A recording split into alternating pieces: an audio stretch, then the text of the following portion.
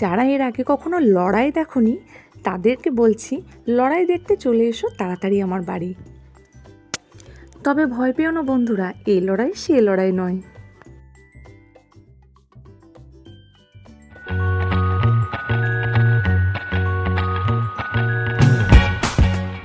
কাল কার্তিক পুজো, তাই আজকেই বেরিয়ে পড়েছি ঠাকুর দেখতে। শুধু আমরা নয়, আজকে বেরিয়ে দেখছি অনেকেই আমাদের মতন আগাম আগাম ভিড়ের ভয়ে ঠাকুর দেখে নিচ্ছে।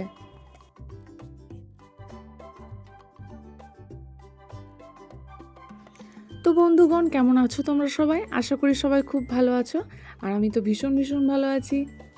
কাল কার্তিক পুজো, তাই আজকে সন্ধেবেলায় হঠাৎ করেই ভাবলাম যাই কয়েকটা ঠাকুর দেখে আসি।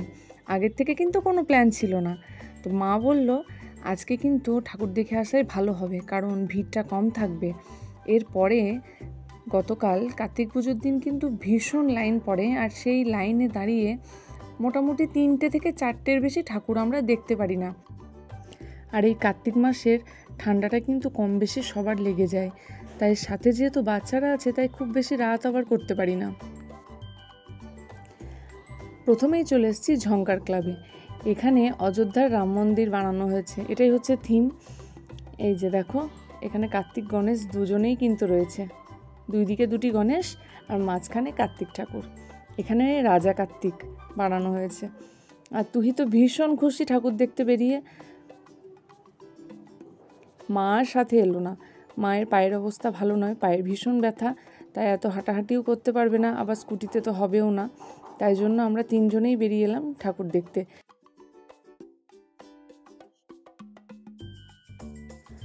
যেসব প্যান্ডেলে ভীষণ লাইন দিয়ে ঠাকুর দেখতে হয়, ওই বেছে বেছে সেই কটি ঠাকুর দেখেই আমরা বাড়ি ফিরব। তো প্রথমে ভাবছিলাম আজকে কার্তিক পুজোর আগের দিন ঠাকুর দেখতে বেরোবো, সব কিছু ঠিকঠাক হয়েছে, মানে সেটআপ, প্যান্ডেলের লাইটিং সব কিছু কমপ্লিট হয়েছে কি না, যাবো কি না।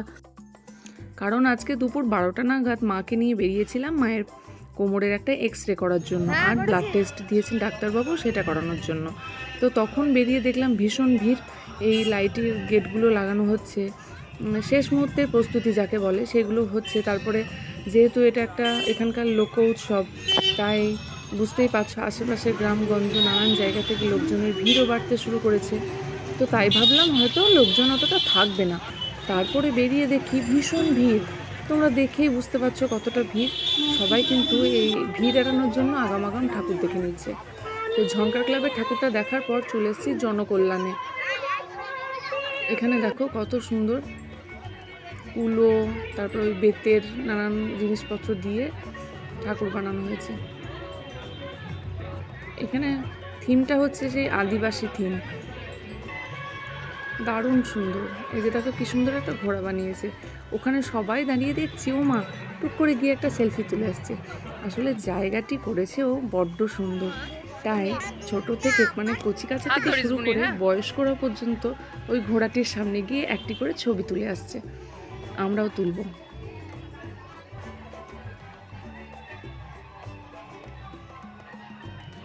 ভিতরের কারুকার্যটা দেখো বন্ধুরা, কত সুন্দর সাজিয়েছে। এখানেও দেখো রাজা কার্তিক। তবে এই ঠাকুরগুলো পুজো হয় না, নিচে মানে ওই ঠাকুরের বড় কার্তিকের নিচে একটা করে ছোট ঠাকুর থাকে, সেটাকেই পুজো করা হয়। মানে কার্তিক লড়াই যে কার্তিক ঠাকুরই বানাতে হবে এমন কিন্তু নয়, একটা কার্তিক ঠাকুর পুজো হয় আর থিম হিসাবে অন্যান্য ঠাকুরও বানায়। এই যে দেখো, এই যে দেখো, সব বাচ্চারা দেখছি এখানে এসে একটা করে ছবি তুলছে। রাস্তায় ভীষণ ভিড়। এই যে দেখো ভিড়টা দেখো বন্ধুরা, কার্তিক পুজোর আগের দিনই এরকম ভিড়, তারপরে তো আবার পুজো আছে, লড়াই আছে। যাই হোক, জনকল্যাণটা দেখা হয়ে গেছে, তারপরে যাব ইউনিক ক্লাবে। আর ইউনিক ক্লাবের লাইন প্রায় মোটামুটি 1.5 ঘন্টার মতন লাইন দিতে হয়, তারপরে ঠাকুর দেখা যায়। তাই ভাবলাম আগেই দেখে নিই, তাহলে কি হয় এই 3টে ঠাকুর দেখতে গিয়ে না মানে পুরো রাতটা কাভার হয়ে যায়, আর অন্যান্য ঠাকুর দেখা যায় না। দাঁড়াও, গাড়িটা এখানে লাগিয়ে দিলাম। তারপরে এই যে দেখো প্রচুর দোকান বসে গেছে, খাবারের স্টল, মানে বিশাল একটা জমজমাটি ব্যাপার। আর একটা জিনিস লক্ষ্য করলাম, অন্যান্য বছরের তুলনায় এবছরে কার্তিক লড়াই ধুমধামটা একটু বেশি মনে হচ্ছে। আর এইখানে হচ্ছে দেখো একটা বৌদ্ধদেবের সুন্দর একটা মূর্তি রাখা হয়েছে। আর প্যান্ডেলটা কি দিয়ে তৈরি হয়েছে বলো তো? এই প্লাস্টিকের চামচ, এই যে দেখো চামচ আর এই প্লাস্টিকের বোতল, এগুলোকে রং করে লাগিয়ে প্যান্ডেলটা বানানো হয়েছে। আর তোমাদের বললাম না কার্তিক পুজো মানে যে কার্তিক ঠাকুর বানাতে হবে এমনটা কিন্তু নয়। এখানে কিন্তু মা কালীর মূর্তি রাখা হয়েছে আর নিচে একটা ছোট্ট কার্তিক ঠাকুর রাখা হয়েছে, সেটাকেই পুজো করা হয়েছে। এই যে দেখো মা কালীর নিচে পায়ের নিচে কার্তিক ঠাকুর আছে। অসাধারণ লাইটিং, পুরো কাটোয়া শহরটাকে লাইট দিয়ে সাজিয়ে দিয়েছে পুরো, এত ভালো লাগছে। মানে এই কটা দিন ধরে আমি রাস্তায় বাজার হাটে বা মেয়েদের নিয়ে যখনই বেরোচ্ছি মানে এত সুন্দর লাগছে, তো লড়াই আসলে কতটা সুন্দর লাগবে। তারপরে চলো যাই আর একটা ঠাকুর দেখতে।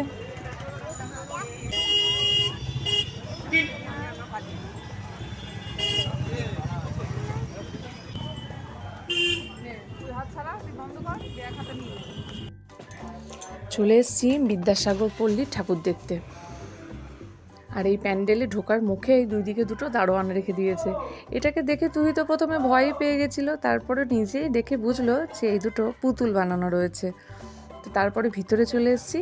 আর ভিতরের প্যান্ডেলের কারুকার্যটা কত সুন্দর দেখো, প্রচুর ময়ূর দিয়ে সাজানো হয়েছে, ভারী সুন্দর লাগছে দেখতে। প্রত্যেকটা প্যান্ডেলের কারুকার্য দেখার মতন। আর এখানকার বিশেষত্ব কি জানো? দেখে কি বুঝতে পারছো? এই ঠাকুরটা বানানো হয়েছে বিস্কুট দিয়ে।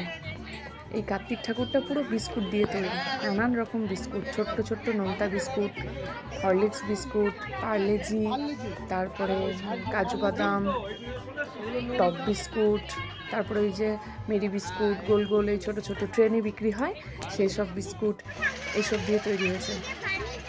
খুব একটা বেশি সাজুগুজু করিনি, কারণ আনপ্ল্যান্ডভাবেই বেরিয়ে আসা, তো চট করে বেরিয়ে পড়েছি ঠাকুর দেখতে। তারপরে এই যে দেখো ওদের দুষ্টুমিটা দেখো, আর তুমি বেজায় খুশি। এটা কেমন লাগছে এটা? তাহলে আমি বা বাদ যাই কেন, আমিও দারোয়ানের পাশে দাঁড়িয়ে একটা ছবি তুলে নিয়েছি। এই হচ্ছে পুরো প্যান্ডেলটা। আর বন্ধুরা, কাটোয়াতে এবার সর্বপ্রথম এই লাইটিংটা করা হয়েছে। আমি ঠিক নাম জানি না বন্ধুরা, এই দুই জায়গায় করা হয়েছে। তো এই সুন্দর লাইটিংটা দেখো, চারিদিকে ছোট ছোট লাইট দেওয়া আর নানান রকম রং হচ্ছে। এই লাইটিং কিন্তু এর আগে কাটোয়ায় কখনো হয়নি, এবছর প্রথম। চলো এখন যাব অক্সিজেন ক্লাব।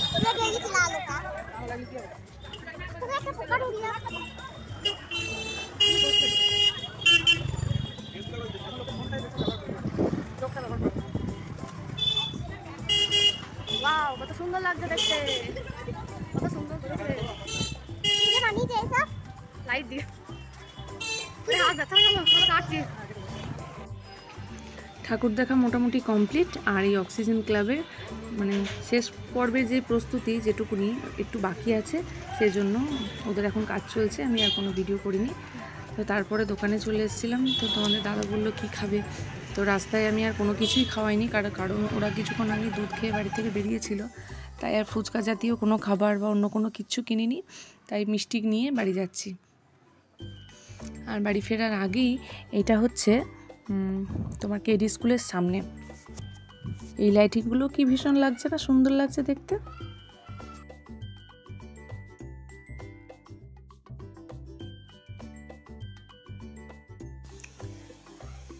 এই হচ্ছে প্যান্ডেল। প্যান্ডেলটাকে দেখে মনে হচ্ছে তুলো দিয়ে মোড়া, আমি স্বর্গে রয়েছি। কি সুন্দর লাগছে না দেখতে প্যান্ডেলটা। দেখো ভিঙ্গি মহারাজকে রাখা হয়েছে, ভিতরটা খুব সুন্দর। সামনেই একটা পরী ছিল, দেখে মনে হচ্ছিল স্বর্গরাজ্যে এসেছি। ভিতরটা অসম্ভব সুন্দর। সামনেই দেবাদিদেব মহাদেব আছেন। আর ওই যে বলেছি কার্তিক লড়াই মানেই কার্তিক ঠাকুরের শুধু পুজো নয়, যে কোনো ঠাকুরের মূর্তি রাখা যায়। এই প্যান্ডেলটা দেখো, ভিতরটা কি সুন্দর, কি সুন্দর প্রজাপতি বানিয়েছে একটা কাগজ দিয়ে, ভীষণ সুন্দর। আর এখানে দেখো ভগবান কৃষ্ণ ঠাকুর আছেন, আর পায়ের নিচে ছোট্ট একটা কার্তিক ঠাকুর, সেটাকে পুজো করা হয়েছে। তারপর চলে এসেছি দেশবন্ধু ক্লাব, এটা একদম আমার বাড়ির কাছেই। তো এখানে এসে দেখছি এর কাজ এখনও কমপ্লিট হয়নি, এখনও বাঁশ বাঁধা রয়েছে, ভিতরে কাজ চলছে। এই যে দেখো ঠাকুরগুলো এখনও সাজানো হয়নি, সব বাইরে এবং ফিনিশিং টাচ দেওয়া হচ্ছে। মানে সব কিছু সময়ের মধ্যে শেষ করতে না পারলে তাড়াহুড়ো তো একটু লেগেই যায়। আর আজকের মধ্যেই মানে আজকে যত রাতই হোক সারা রাত জেগে শেষ করতে হবে যেভাবেই হোক, কারণ কাল সকাল থেকেই ঠাকুর দেখা শুরু হয়ে যাবে, প্যান্ডেলে প্যান্ডেলে ভিড় হয়ে যাবে। এই যে দেখো এখানে একজন উনি স্প্রে দিয়ে রং করছেন, আর এদিকে একজন তুলি দিয়ে সুন্দরভাবে এখানে যাই হোক আঁকাআঁকি চলছে, সেখানে একদম শেষ না হওয়া পর্যন্ত আর তো বোঝা যাবে না। আর যদি ভীষণ লাইন থাকে তখন পরে আর কিন্তু এই ঠাকুরটা দেখতে আসতে পারবো না, তাই কিছুক্ষণ দাঁড়িয়ে এইসব কাজগুলোই দেখছিলাম। তো বন্ধুরা আজকের ঠাকুর দেখার পর্ব এখানেই শেষ, এখন বাড়ি ফেরার পালা, তাই কিছু ছবি তোমাদের সাথে শেয়ার করে দিলাম। আর আজকের ভিডিওটা কীরকম লাগলো কমেন্টে লিখে অবশ্যই করে জানিও, ভালো লাগলে একটা লাইক করে দিও। যারা কখনো লড়াই দেখোনি তাদেরকে বলবো একবার চলে এসো লড়াই দেখতে। আজকের ভিডিওটা এখানেই শেষ করছি, ফিরে আসছি একটা নতুন ভিডিওর সাথে। ততক্ষণের জন্য সবাই খুব ভালো থেকো, সুস্থ থেকো, টাটা।